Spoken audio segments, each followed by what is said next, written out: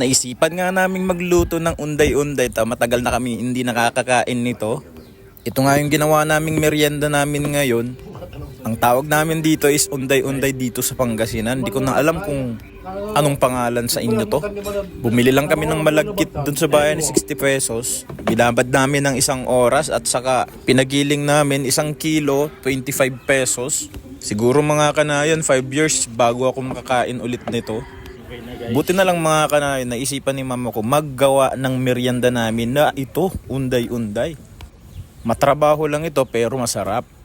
Tinapos ko nga muna mga kanayon, tapos ilalagay na natin sa kumukulong tubig. Madali lang maluto to, kapag umangat na siya, luto na. Iyang kulaya. Oh, ilalagay na natin guys, oh, isa-isa. Tapos pag ano na yan, umangat, luto na yan. Mas okay yung nagluluto kayo sa kahoy. Kasi masarap yung pagkain. Dito sa probinsya, masarap kumain kapag kahoy yung gamit.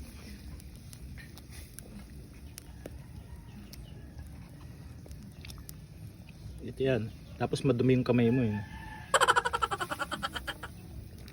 Tadan. So hintayin natin na umangat. Okay?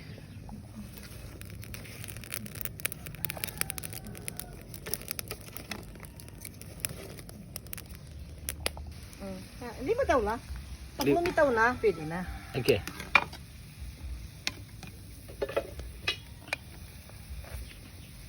Okay.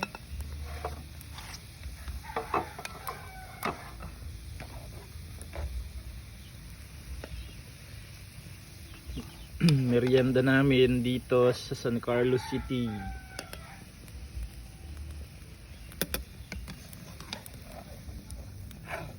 Sarap oh. Tapos lalagyan ng bukayo.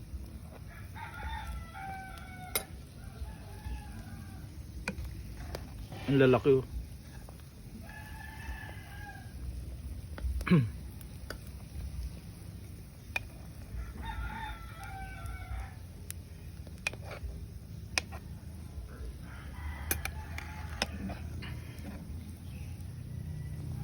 Masarap to sa kape. Okay. Ano guys? Tadaran. Okay. Okay, lalagyan na natin ng bukayo. Yan. Matamis yan. Matamis yung bukayo. Wow.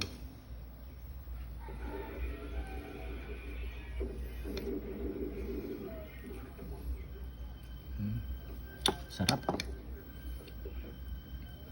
Sarap.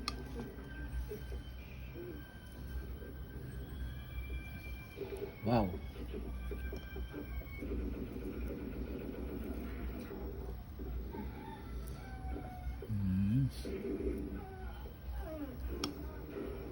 Tapos mag-ano tayo ng black coffee.